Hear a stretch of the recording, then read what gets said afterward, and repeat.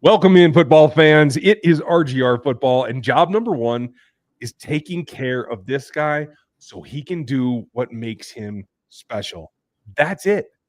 Job number one is the only job. Yes, you want to have a good defense. You want to have everything else that you need, but you got to take care of this guy. And that's why we're here tonight. We're answering your questions. Welcome to RGR football. Hope you guys are doing well. He's Dan Harms. I'm Ryan Tracy. We welcome you in. If you don't know us, we do this every Monday night, pretty much year round. Christmas Day falls on a Monday night, and it's about the only way you're going to get rid of us. So this is our last one before training camp. We're going to answer questions like we always do. We're going to give you as much information as we know now. We're within 24 hours of Trey Smith either signing or disappointing everyone. So if there's any breaking news while we're live, we'll give you that as well. I'm really interested in your take on that. If you don't know who this guy is, this is Dan Harms. Let's see, lead tight end, safety, and cornerback scout at the Bleacher Report now, right? That's correct, yes. If you don't know, I now have another job.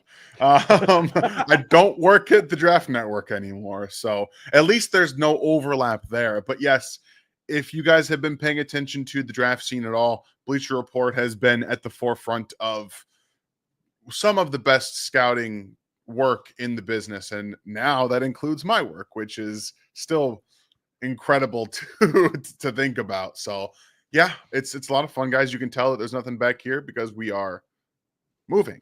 This will be my last stream in this chair. I already recorded my Jaden Hicks video. Yes, Jaden Hicks, you heard that right. Breakdown for Wednesday, and it's the last time we're going to be in this chair. Everything else is going to be picked up and moved on Thursday. So it's going to be fun. It's a good time. I hope you guys are having a good summer. I have moved. The background looks the same, but I'm in a completely different location. Dan's about to move. A lot of transition this particular summer. Chiefs are going through it as well. Trey is the top here, and I said it. I can't remember exactly how I put it on Locked On, but I'm not here to see Trey Smith in a bathing suit, but we are officially on Trey watch. Okay, there's no lifeguards. We're just waiting for that contract to drop, if it drops. And so there's been rumor. There's been guys who supposedly know stuff, none of which do I believe any which way but loose. I just have my feelings, and the longer this has gone on, the less I've been apt to think that this is going to happen.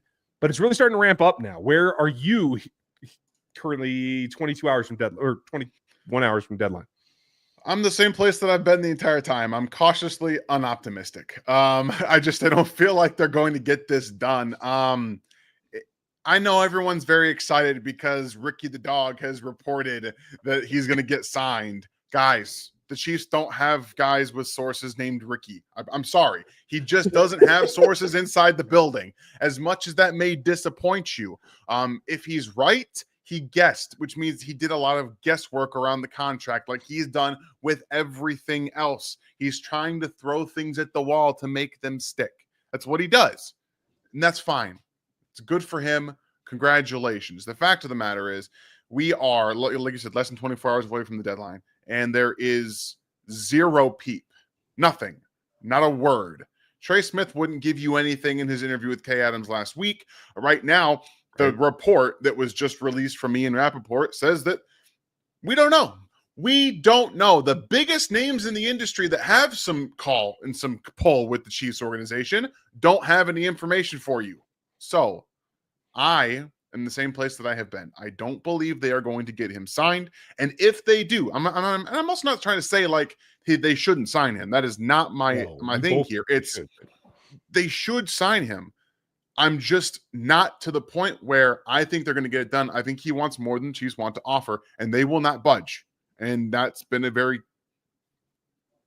consistent theme with the Chiefs organization and players that they will pay versus players that they will not. And that's just the way that it is. I think either way, he's going to give you his best performance. There's nothing about Trey Smith that is like, okay, if I don't get the contract I want, I'm going to play less hard. That's ridiculous. Nothing could be farther from the truth. So for us, concerned about this season, trying to get back to a Super Bowl, maybe win a championship this time, I think we're all focused on that. I don't think this has any output bearing at all. The only thing that is kind of like, okay, I know I'm going to have drama in the offseason, right? because you can't afford a second tag. That is for damn sure. That will not happen unless they like literally rip up Patrick's contract and he just starts from zero, which is legally a possibility, but I just don't, I see that happening. So it's a long way to go from here. So we're going to hold steady. I will drop something extra special live if something happens tomorrow. If the deadline comes and passes and there's nada, you guys know what happened. He will still be playing. Nothing will change. So we're going to get to your questions. A lot of Hall of Famer fans in here tonight. Missed you, Lego. You guys want on the show tonight, make sure you get your question in there. Put a little question mark before it, if you would, please. And all the super chats get an answer no matter what. So with that, we're going to open it up, and we're going to start with our guest of honor, Mrs. Dan. Nice to see you.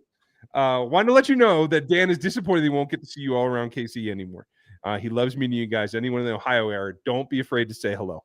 The man is a legend, and now he's going to be a legend in Ohio. So I don't know that you guys can get any time with the superstar. You know, Miss Avery's got a contract now. She's got agents. She's got.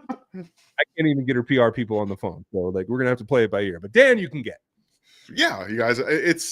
It's one of those bittersweet moments, right? It's cool to move on with my wife's career, and I'm excited to see what she's gonna be doing. But living in this area for the last 4 years has offered an opportunity not just to watch myself and this grow and meet you all. Like, that's been one of the cooler parts. Is even though I'm an awkward person, I'm not gonna lie to you, I'm very awkward in person, and it makes me feel weird because I'm just a person. Like, the fact that people will actually approach me and talk about me, it's a little bit of an interesting feeling. I appreciate it so much. But again, like my wife says, if any of you live in the Ohio area, Dayton area, I'm sure we'll be out to the Cleveland, Cincinnati area as well. Just don't be afraid, as much as I may shy away from it. Just make sure you wear red and RGR when you're in Cincinnati. Say hi to all my friends there. I do have one friend in Cincinnati though, but he's not a Bengals fan, so good for him. Lee, if they do sign Trace tomorrow and free up money, should they sign a free agent or extend McDuffie or Kaloftis? What should they do immediately? I personally think they should sign McDuffie immediately, but I don't feel like they're going to do any of that until next offseason. Even though we've seen, I think that the Garrett Wilson contract today, again, signing a player early is better than signing them late. And Trent McDuffie is only going to be more expensive the longer that it goes on. So in my opinion, again, you should sign the elite talent that is Trent McDuffie and figure everything else after. I'm with you. I would do the same thing, because whatever dollars you spend now will pay off down the line, maybe even next season in terms of overall cost. Michael, if they have not signed, will they keep them from extensions? If Trey is not signed, will it keep them from extensions? Yes. They cannot extend anyone right now. They don't have the cap space this year. And unfortunately, with the structure here, with the way the rookie contracts are, like, I don't think you could literally structure an extension that lowers their current hits. And there's I think there's 8.9 million in cap room to work with right now. So there's just the cupboard's bare. There's just not enough.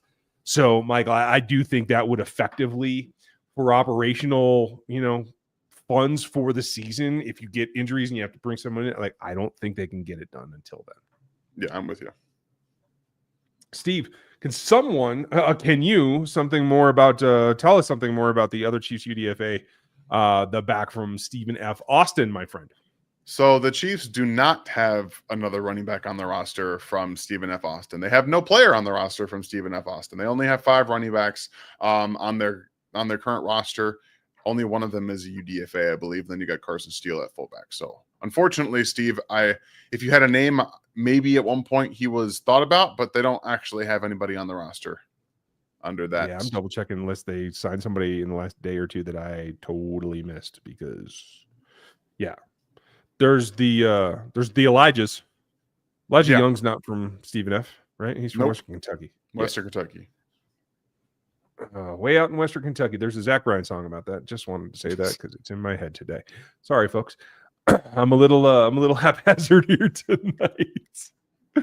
Are we more vulnerable in the safety or the linebacker room? Is there a hybrid crossover to support each? I would say this. I think the linebacker room is under less transition, but might have overall the thinnest margin for error because Nick missed games last year for injury. Drew Tranquil's been a little bit beat up, played a little bit heavy last year. Like, we have to see some of those things. One of those goes down, Jeff Boss is in the game. That's that, as far as I can tell. It's tough. I wonder if there's like any room for movement here with the weight of Drew Tranquil.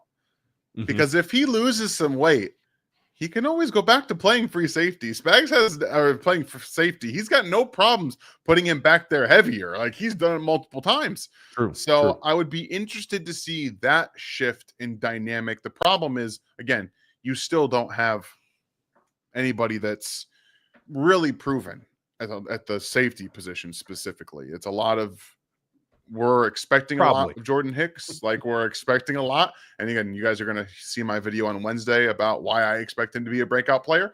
But other than that, it's Mike Edwards is your, I guess, best safety next to that in terms of what he's accomplished over his career. But he's, what, 30 years old? So it's not a great situation to be in for the Chiefs safety room. They are going to need guys to really step up. And honestly, I know you talked about it on Locked On. Brian Cook is in this is the year. If it's going to come together for Brian Cook, it's got to be this year. Like, you have no other choice. Yeah. There's that movie with Jack Black, The Big Year. Like, this is it. It's all systems go. You can't blame the Chiefs for taking the stance that they got to take care of McDuffie and Karlaftis first. There's no one's going to blame you for that. And I think that probably builds in a little bit of, oh, okay, so I needed to get to my fourth season. I need to ball out.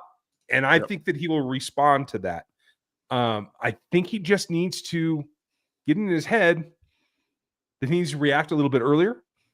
I think he's always been cautious about getting double moved because it happened to him at Cincinnati quite a bit. Yeah. And so I think that's still baked in here. So if it's time and the training wheels come all the way off now, they have a lot of upside between him and Hicks and Connor, and having Mike as the backup, the guy who knows or should know where everything's at. I just don't know if Mike can get there anymore. So that's the question. But that feels like overall a more vulnerable, quote unquote, to Michael's question, position group. I'm with you. Minotaur, nice to see you, pal. And thank you man. for all that you do around here and for all of our members. Which D lineman do you think leads the team in sacks this season? I have furious George Karlaftis. What do you got? So if we're going to exclude Chris Jones from the equation, which I'm hoping that's what you meant by this, because there is no person not named Chris Jones leading the Chiefs defensive line. It's not happening.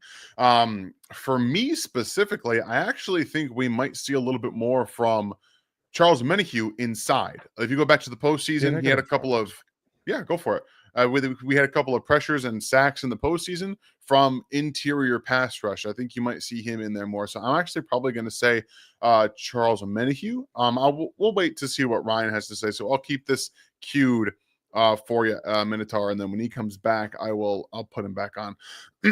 We got another one here from Michael. Which running back ends with the most all-purpose yards and touches? This is a fun question because there could be like 4 different answers. And I was actually talking with my buddy Sterling Holmes on the Bleacher Report app over on Friday last week about this situation. I think that Elijah Mitchell probably gets nicked up, hurt at some point, but it would not, if he was fully healthy, it wouldn't shock me to see him being the one that actually leads the Chiefs in terms of all-purpose yards. But again, in my opinion, I think that he's going to get nicked up at some point, and I would actually say that Brashard Smith about after week 7 is going to be the guy that ends up taking the vast majority of those, I guess, yards, not necessarily touches, but all-purpose yards in terms of kick returns. You might see him on punt returns, receiving, and explosive yards. So I'm going to lean towards Brashard Smith because I think at the end of the day, talent-wise, he's going to be the guy that gets the most bulk of that, as well as the ability to get the yards that he does. Clinton, thank you for your question. Do you believe it's going to be a legitimate competition between Ariza and Shaplitsky? You're welcome, Chiefs Kingdom. Yes. I think you actually had another one in here with a little bit more in it. Shaplitsky, Kingdom, you're welcome. Rise's 2024 playoff numbers make you vomit. It was not good. So, yes, I personally do believe it's going to be a real competition because you have to have somebody driving you to get better. And if you're just out there guaranteed a job, much like Tommy Townsend was, who never actually got better, you're not going to get to that point where you can achieve what you're supposed to, what your talent dictates you should achieve. So I am very much of the opinion that this is a real competition, and whoever actually can not just have a big leg, but aim the football with a punt to the corner, to the sideline, can actually down it more inside the 20, I think will actually win the job. And I'm actually, funny enough, I'm really excited to see that because we haven't seen people, any punters since Dustin Colquitt, be able to put punts down inside the 20. Yeah, he's a Hall of Fame punter, should be in my mind. But at the end of the day, you got to be able to find something in that regard. So, yes, I really do believe it's going to be a competition. Gonna be a lot of fun. Swag Boy, who's going to be a sneaky good player for the offense and defense this year? So I don't know if any of us believe sneaky players for the offense. I think everyone kind of understands the roles and how they're going to be mapped out. The only guy that I would say would be Juju Smith-Schuster because, again, very reliable player, and he's just going to have those games where he goes off every now and then because of defensive gravity going elsewhere. So I think Juju is the one that I really think is quote unquote a sneaky one. On the defensive side, I think that Jerry Tillery is going to be somebody, interestingly enough, that has more impact, specifically from a pass rush perspective, than people are really counting for. A lot of people are assuming Ashton Gelati is going to come in, Omar Norman Lott are just going to come in and be kind of impact players. But Jerry Tillery is still, in my opinion, above both of them in the pecking order from actual pass rush production. So I'm excited about that possibility. But overall, like I do think he's kind of flying under the radar, and listening to his press conferences and some of the things that he said as he got into the building. I think he needed to have what happened to him early in this career, right? Not really sticking with the Chargers, the Vikings, the Raiders, none of that stuff actually happening for him. And you see he's able to come in. I think he's going to be in the right mindset, and hopefully we see Joe Cullen and Steve Spagnuolo get him in the best positions to succeed. What up, Thundarius? 17 months. Thank you so much, man. I appreciate you. Hail RGR fam. Smash the thumbs up, please. That would be very helpful for the channel here as we are continuing to grow towards 40,000 subscribers. Thank you guys so much for all of the support as usual. And those members that consistently come in all the time showcasing your support. Can't thank you guys enough.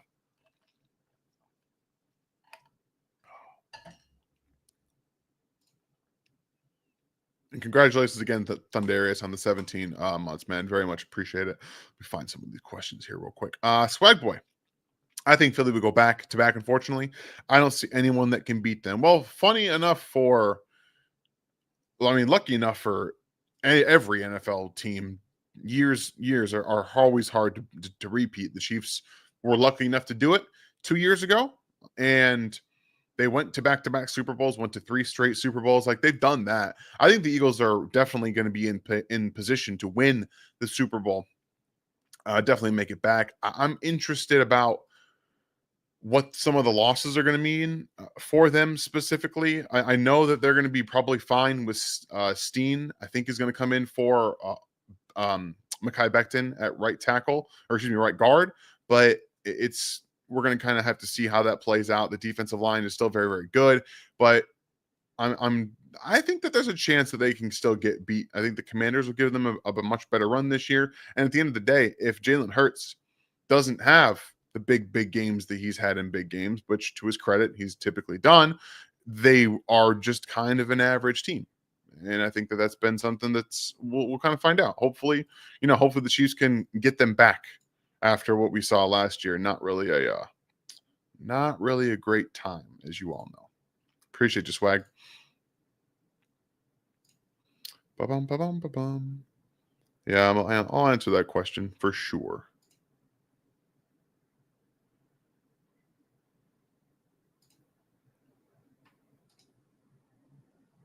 I got you. Casey. Don't worry. Expectations for Norman. It was just starred out of order. That's my bad. Expectations for Norman Lott. If we sign him, of course, I still think he's going to show up in camp. And the thing about Norman Lott is that if he can actually solidify like the Tershawn Wharton role, where he's the guy next to Chris Jones, I have high expectations for him. I think he can be all of that and more. I think he can be a better run defender than Tershawn Wharton was, who again grew into that. And I think he can be every bit as good of a pass rusher, if not more. Now it's all about getting to that ceiling. Am I going to expect he can do that this year? Probably not. But again, you're next to Chris Jones. You have a lot of experience in that room, defensive ends, defensive tackles, Joe Cullen. They're going to put him in good position. I think that the first season expectation for me is more of a rotational backup. And you just kind of see him in spurts. Obviously, if you have to put him out there because he's just playing well, then you have to. But I think early on, my expectations are just he's going to sit back and learn, because there is a lot of other players that still have chances to get out there. If he can showcase that he can be a real run defender, then he's got a lot more upside this season. So I think he's got to showcase that he can do that first and foremost. And then from there, it just keeps going.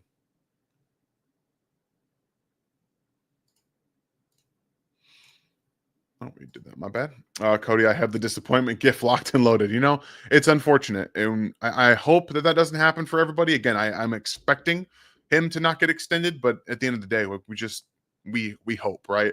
We just kind of hope that it doesn't have to go that way. But I feel like if it was going to get done, it would have been done already. That's my expectation. So hopefully I'm wrong about that, Cody. FLDB, I'm also going to put this one in the back burner, wait for Ryan to get back, because I think that's one that we both want to answer in jest. And please, the doctor is right. Please don't forget that like button. You guys take 2 seconds really quickly and just hit that like for us. We do really appreciate it. And Jeremy, I understand that chairs can move with me. It will be moving with me, but I won't be in it. It's going to be in a moving truck. I can't get it off the truck until it gets delivered to the house. So we have to remember.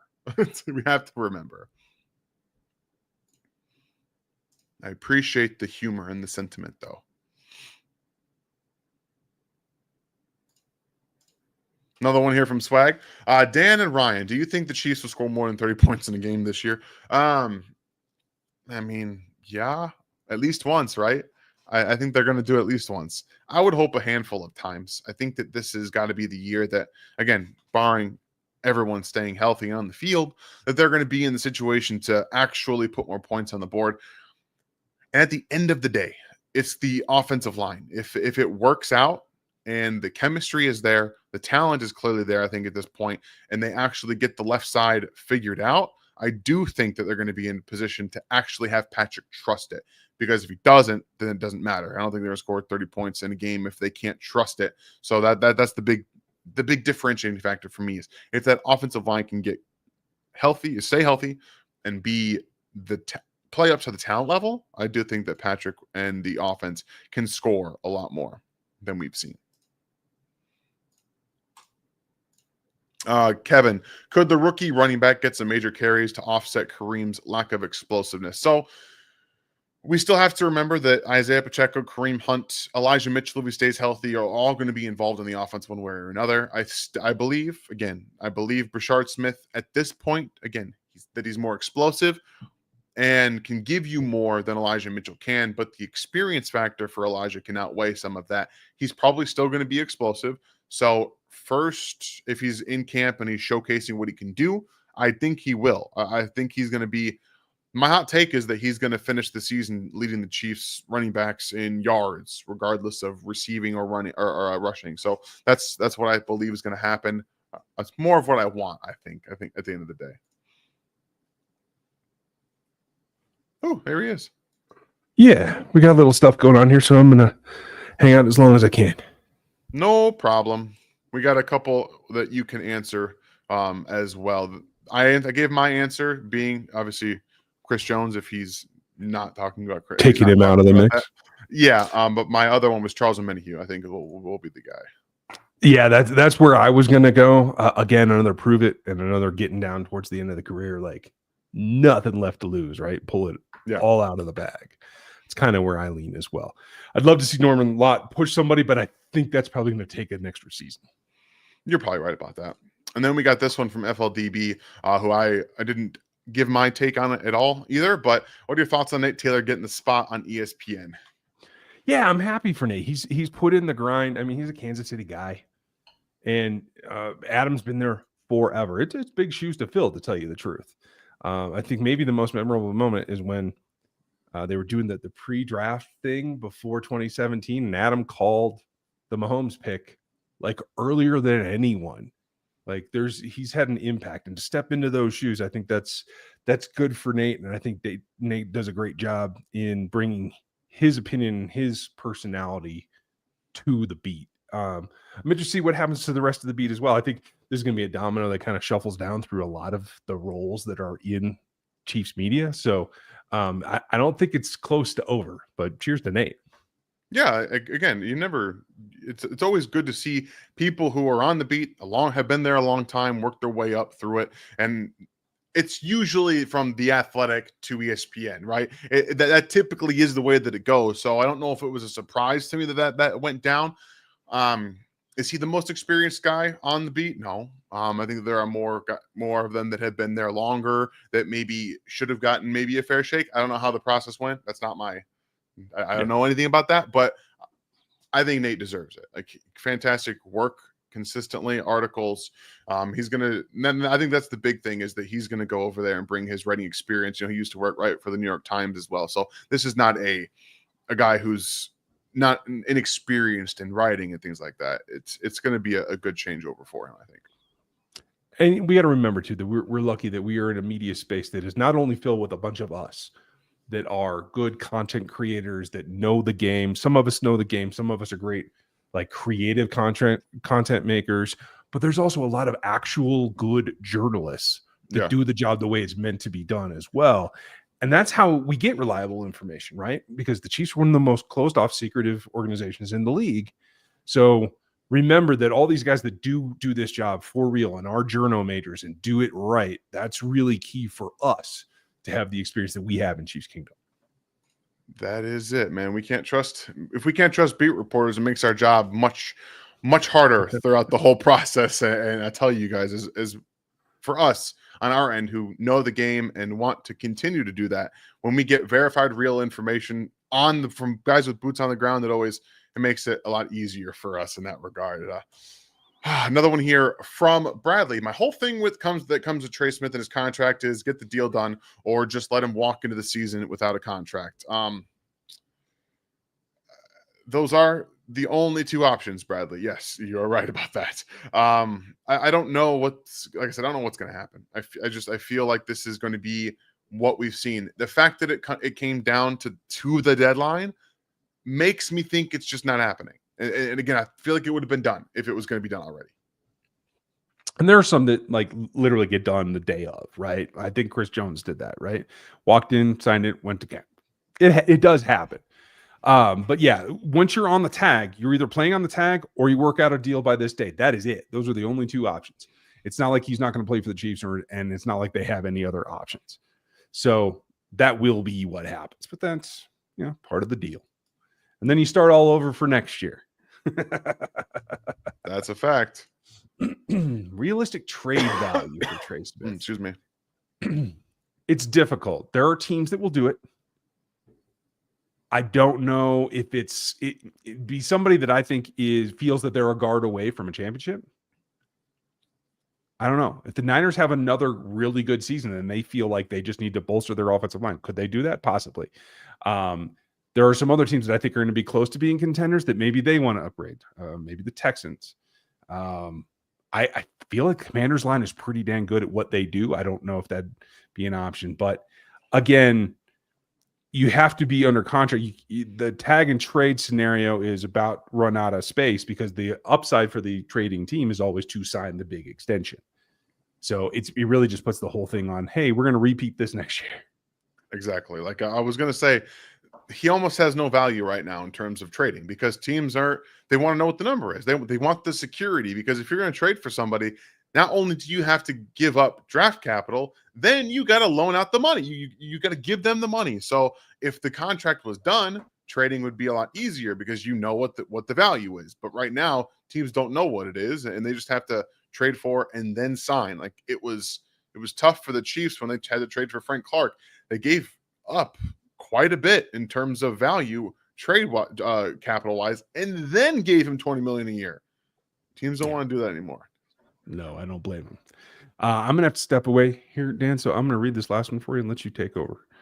Can they keep Trey McDuffie and Karlaftis? It seems like one of them is gonna have to be let go.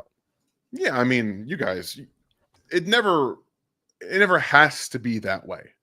It doesn't right now have to be that way, especially considering how contracts can be creatively, put through the ringer in terms of the Chiefs don't do the void year stuff, but you can get creative with the way that they're drawn up.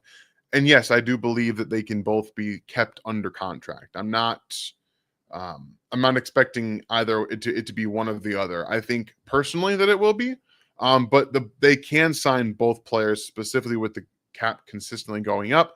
And again, if they don't sign Trey Smith and he ends up going somewhere else next offseason, they're going to have space for both of them regardless. And even if they do sign Trey Smith, then you're going to have some of that space as well. You can get one done now and then one done next offseason, and it wouldn't be that big of an issue. So I don't think that is a one or the other situation at all. I personally think it is, but in terms of the actual team contracts and money and stuff, I don't believe so. Appreciate your question. Swag Boy, you got another one in here. I just started my real job after graduating college in May. I can't do this for 30 years. You guys always make Mondays the best Chiefs coverage in the world. Thank you very much. I know sometimes as somebody who I can honestly say I only had a couple of jobs in my life. A few recently, military, then I worked at Starbucks for a little while, and then I started doing this. I loved each of those jobs individually. Like I loved working in the military. I actually really enjoyed working at Starbucks. It was a lot of fun, heavy paced, fast paced job. But at the end of the day, this is where it comes down. But some of us don't have that luxury. So we're here for you guys and whatever we can do. And hopefully we can continue to make your Mondays better. Swag, I appreciate you very much for being here, and consistently will always strive to make your Mondays better. Michael, congratulations on safe moves and added career moves, gentlemen. Is there a limit to the kicker position battle? First and foremost, thank you very much. I appreciate that. And I know Ryan does as well. I think the teams only want one kicker on the roster. Obviously, there's going to be some players, unfortunately for the Chiefs, their backup kicker, emergency kicker, Justin Reed, is in New Orleans now. But there are a lot of times that you have a backup or an emergency kicker that is the punter and vice versa. That's typically the way it goes. There's no limit to however many you have, but if your kicker isn't good, you're going to want to have a couple of them in camp. And fortunately for the Chiefs, they don't have to worry about that. But I think your teams would probably settle for about 2 guys and have them battle it out that way. And then if that doesn't work out, go to practice squads, much like the Chiefs did with Harrison Butker, and see what happens there. But overall, I don't think you have a true limit, but just an in-house what your team believes to actually have a limit for that. Again, thank you very much for the kind words. Pepe, who are your favorite bands and what was your first concert? So this has changed over time, as I think everyone does. I'm going to leave this up for Ryan if he gives back before the end of the show. But right now, there's a lot types of bands. I think Daughtry was one of my very first rock affiliations that I loved. I loved Chris Daughtry when he was on American Idol. I still love his music and I love his voice. So they're probably one of my favorites still in terms of what he's done in the past. Still making some music now. I've really fallen in, I love Sleep Token right now. I've started to listen to a lot of their music.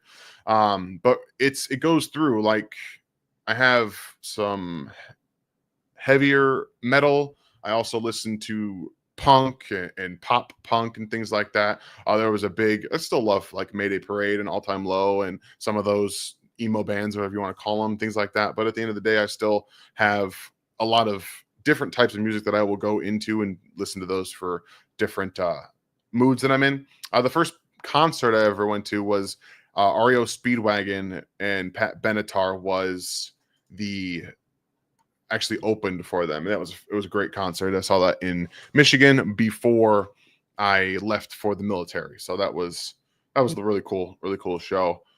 I'm going to see Volbeat in concert next month with my wife, and they're going to be performing with Hailstorm. It's going to be an awesome concert. I'm very excited about that show. Bradley, so we got 1 week until training camp, and what positions start to watch for this camp, and definitely a defensive line group, and what are your picks? Okay, so position groups to watch. I still believe that I still think that the punter battle is going to be fun. I legitimately believe so. I think you could be surprised at who wins that. So that's something to watch for sure. You still, like I said, defense tackle still has to be a place to watch. Running back room, safety. There's not like a ton of like huge surprises, but some battles, camp, left tackle still could be Josh Simmons to win.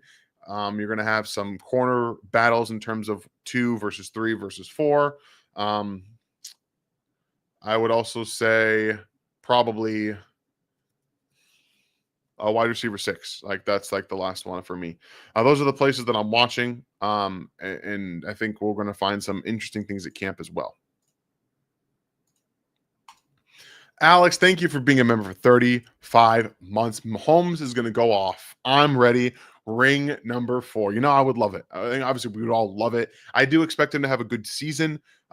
He's just ready to play. Like he's just ready to play. You can tell in the way that he answers questions. Like he's done with the offseason talking. I think we're all done with the talking. We know that he's the best quarterback in football, and just let's just let the games play out and let's see what happens. Man, 35 months. That's so awesome. Thank you, man, for being here. And then we get 44 months from Quentin. Thank you so much for being here. 44 months. That's fantastic. What's the entirely too early prediction for the season? And do you see Trey in Kansas City next season? Personally, I don't think we will. Entirely too early prediction for the season. This is the best Chiefs offensive line since the 2019 Super Bowl. I'll say it right now. I like that one. I think I'm going to stick with that one. And I don't know if I still think we're going to see him in Kansas City. I don't know if they're going to get the contract done now, but I still believe that they're going to find a way to get it done. So for me, yes, I still think he's going to. I think he wants to be in Kansas City. I think the Chiefs want him in Kansas City. I think they just want to see a little bit more. Just a little bit more. Just a little bit. Thank you very much for the 44 months. Donnie, thank you for the 5. Hey guys, I saw Superman Saturday and it was awesome. My question is, do we see more slants this year or will we stay the same as last year? I think you'll see a little bit more with Rashee Rice on the field. And honestly, you saw them quite a bit with Juju as well as Hollywood Brown near the end of the season. I think they should utilize them a bit more, specifically with Rashee Rice. But at the end of the day, those are different routes. You could see more choice routes with Rashee. You could see more curls, like just spot routes, things like that. But I do think they need to run more slants, posts, multiple different ways, breaking open over the middle of the field. I think that they absolutely have to, Donnie. So I'm with you. I think that they need to use more. I definitely think they need to use more. It's one of the parts of the offense that really does frustrate me that they don't use enough to combat some of the things that they see on defensive side. Appreciate the 5, man. All right. Yuck. Are there any cuts from other teams the Chiefs could be targeting? I would love to answer your question, but there hasn't been any cuts made. There haven't been any cuts made yet. I'm sure that there are going to be some players that the Chiefs like that they're going to keep their eye on. There always are. I wouldn't necessarily say cuts. I'd be looking more for trades, like back end of roster trades like we've seen in the past. UDFA for UDFA, things like that, and maybe some performing players that are doing well in training camp that won't make the roster, and maybe you try to find a way to trade and get somebody you like that you can make at a better position to make the roster, if you know what I mean. I think that's probably more along Brett Veach's wavelength and then what we're probably going to see from him. Chief Knicks fan, thank you for being here, man. Appreciate you. One of our members. Love the way everyone is talking crap about Patrick Mahomes, and all he does is go to AFC Championship or Super Bowl. That's what happens with people get bored. Guys, everyone's looking to be right next. I'm going to be right this time saying that Lamar Jackson's going to be the next guy to win a Super Bowl. No, everyone has to be right. They have to be right. And that's the thing about greatness, right? Everyone was predicting Tom Brady's demise. You guys remember Max Kellerman, who used to work for ESPN? He said Tom Brady fell off a cliff 10 years before he did. He was trying to get ahead of the curve, and it doesn't work. It doesn't work in today's game. When you have greatness on the field, people are always going to be trying to get ahead. But we can celebrate one thing about the national media. FS1, Fox, laid off all the garbage shows today. And I am so happy to see that. It was awful. You get them off the air. Oh, I totally missed it. I'm glad you let me know. I would catch up eventually, but man. Did you get to Pepe's question about bands? I answered mine. I wanted to leave it up there for you, though. Okay. Wow. I'm sorry I missed that. Just real quick. I know everybody else heard. What was your favorite band? Well, I go through like phases. I think like growing up, Journey was my favorite band, and I still love listening to Journey. But I've got Daughtry right now. I would still say Volbeat is up there. Volbeat is a Norwegian rock band. They're fantastic with lots of Elvis like ties in it. So they're interesting. I'm going to see them in concert next month. Excuse me. That's going to be fun. But there's so many. Like Sleep Token right now is huge in the metal, and I love Sleep Token. Like there's just so many things, guys. I have Amazon Music, and they have like your soundtrack, and it constantly like throws new stuff in there. So it gets me caught up, so I'm not just stuck in my rut all the time. Yeah, good for you. I have the same thing on Spotify. I will tell you this: I am a lot older than Dan. I am not as much a metalhead, although I have seen Metallica 6 times, and I actually saw him with Cliff. So for those of you who are old enough to know who Cliff was, you know how old I am. First concert for me, 7 years old, Willie and Waylon live at Alpine Valley in Illinois. Favorite band of all time, the Eagles, followed by the Counting Crows, followed by Waylon Jennings, followed by James Taylor. So the Eagles are fantastic. It's a great answer. You can't go wrong with that. Yeah. So I got this on speed dial, man. I've been a musician for 25 years when I'm not doing this and that and everything else. So yeah, I got the music part laid out. There we go. Yeah, I'm a little all over the place. Like early 2010s, I was big into country. Like I listened to that all the time. Now it's more metal, punk rock, punk, pop punk. Like it's just flowing. I listen to just about everything except for rap because it's unintelligible garbage for the most part. Rob Bass. Just go back to Rob Bass from like 1989. It's perfect. The Schwaz record. That'll do it for you. Are you going to see Superman? Oh, so I'm going to make everyone really upset. I did see it already. I saw it over the weekend. It was fine. And you're going to make everybody upset? It was fine. I've seen a lot of people saying they loved it, and it was fine. Okay. It was fine. I'm not gonna do like a full movie review here, but I'll give you guys my quick thoughts without any spoilers because I don't do that kind of stuff. But it was basically seeing Superman 3 as the very first installment. Okay. If that gives you any idea, like there was a lot of information that you don't have, so much that you don't have that you actually need for connecting with characters. You connect with Lex Luthor going through whatever he went through over the first couple of movies to get to the point he got to, instead of it just, oh, you just dropped into it. Oh, okay, cool. Like, I know everyone kind of knows that, but there are viewers out there that don't know Lex Luthor, that are seeing this for the first time and saying, why is he like this? What did Superman do to him? Like, you have to be able to, you have to give people a connection to the actual actors, to the characters themselves. It was it was thrown together, in my opinion. I also don't buy David, however you pronounce his last name, as Superman or Clark Kent. Yeah. Didn't buy him as either. I couldn't get with it. Loved Lex Luthor. I loved Guy Gardner. He was fantastic. But Nathan Fillion's amazing. So I mean, whatever. Yeah. And Mr. Terrific was also awesome. Those are 3 characters I wouldn't change, but it was just fine. Okay, that's fair. I honestly I don't get into a lot of them, the superhero movies in general. But I liked what Cavill did. I would have liked to see him continue. Yeah, Same thing and with that's Witcher, but actors move on. he was a good Superman for me. He couldn't, he's not Clark Kent, guys. Like Right. he's just not.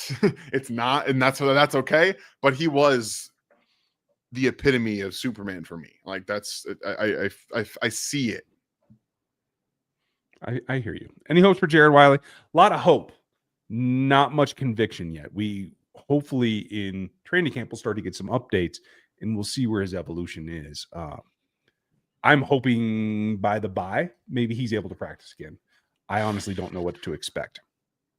Yeah, I got none. I'm just gonna say I don't have any hope for Jared Wiley. I don't. Okay, that's fair.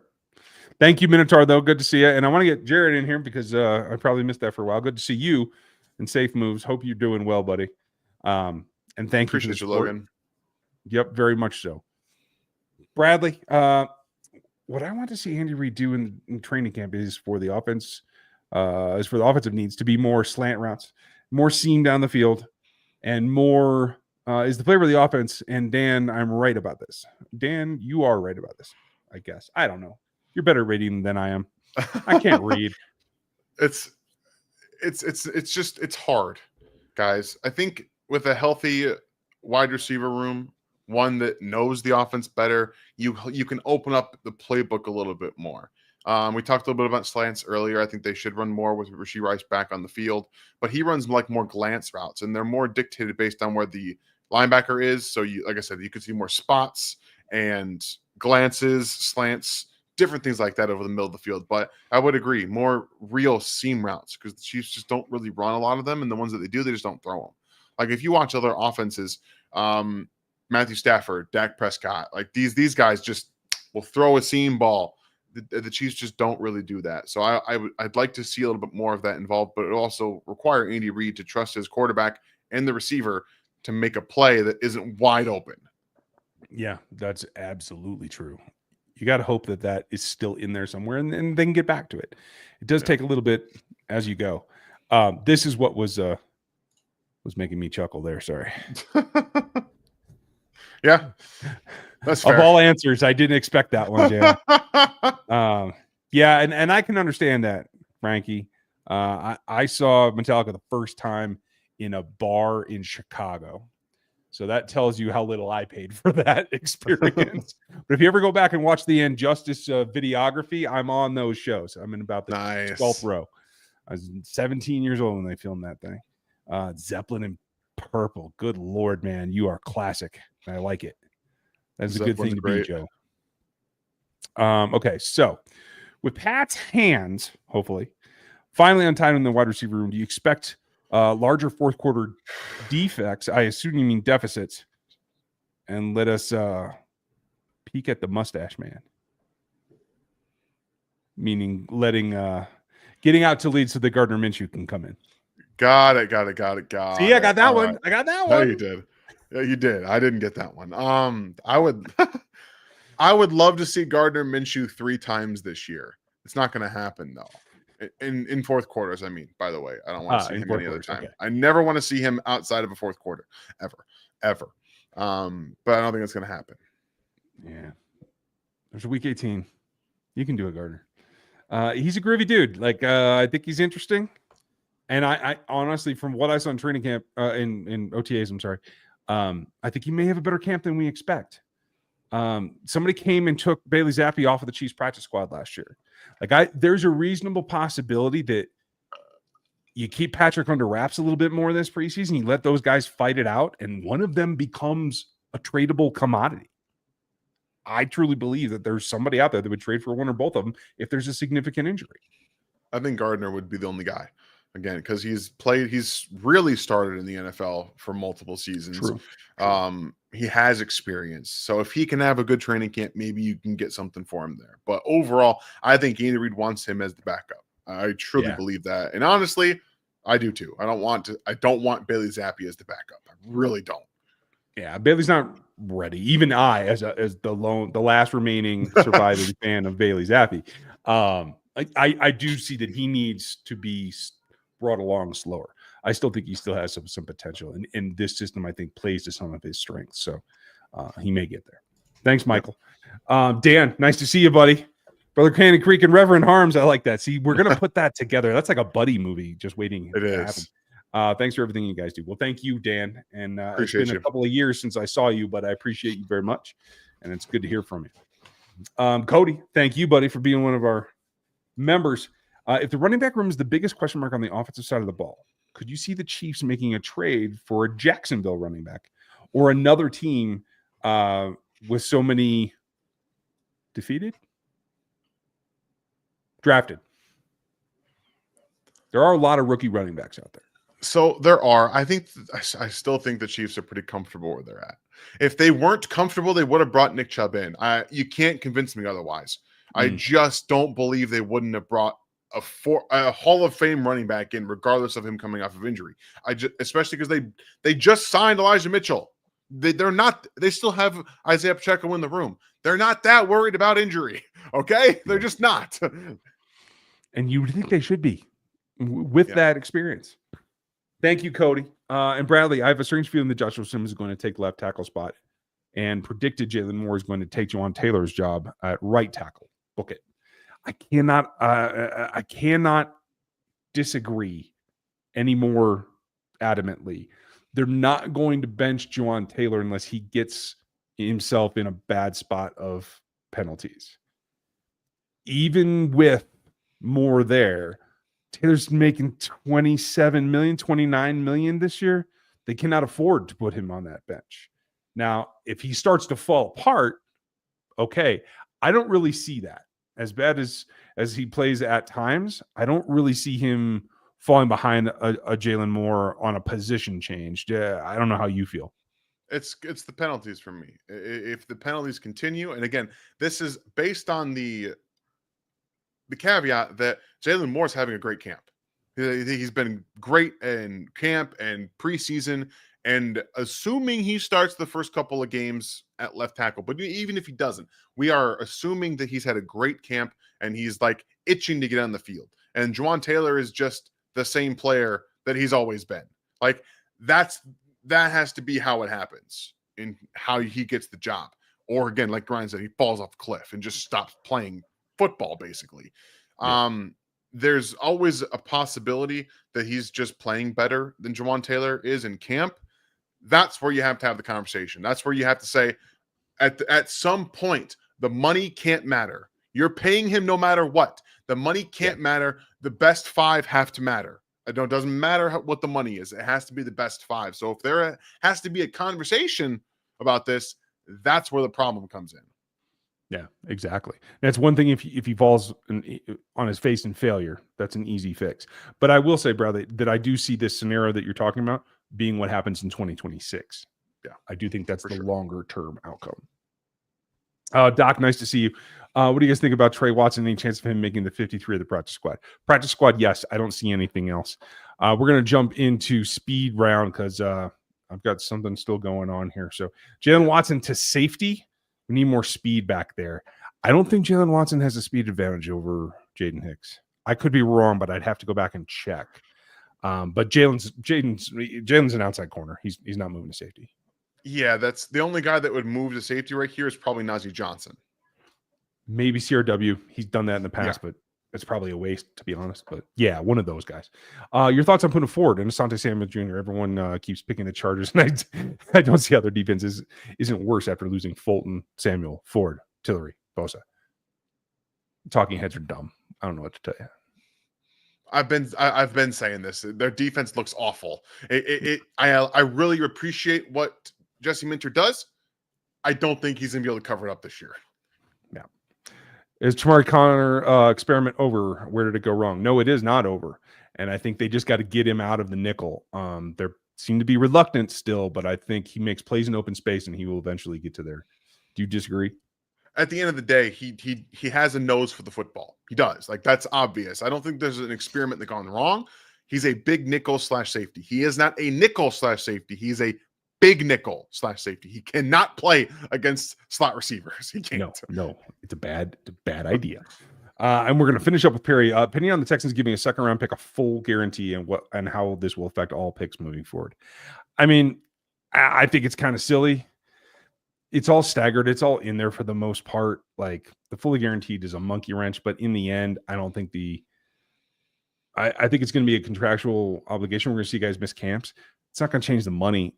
It's just the guarantee. So I think it was dumb, but it is what it is. I think teams are being kind of dumb about it. It's not that much money for second rounders. It's not. So stop holding out and pay the players. Yeah. There's plenty for you guys. And last one, Steven, because he just threw this in about Nesapole. He looks like he has potential. He definitely does. I don't think he's ready to compete for a job on the 53 this year. Mm-hmm. I think they have other investments that they're going to have to protect. But I do think he's a practice squad player that can become a backup. I'm worried he doesn't make it to the practice squad. I'm worried. Enough. And so maybe he's oh no, you fell. Get on the IR. Yeah, that he could be the candidate for that this year. Rutro, that toe looks bad. We should clip that nail. I'm gonna sit you down, man. Right. All right, that's it for us, folks. Thank you, and thank you for the patience, Dan. I appreciate you. We are going to have a good night, and you hope you guys have a good night. Dan's going to get on the road and get his life sorted out. I'll be back on Monday. You have content on Wednesday. A lot of good tidings for you and the family and going through your move. Absolutely. You guys I'll still be here next Monday. I just will be on my laptop instead of on my computer. So it's going to look a little bit different, but we'll still be here. Okay. Rock and roll. I was already thinking ahead. Sorry. That's it for us tonight. Thank you guys for being with us. I appreciate you. We will talk to you soon. Thanks for watching this video from the team at RGR Football. Click these videos to see more and subscribe to RGR Football.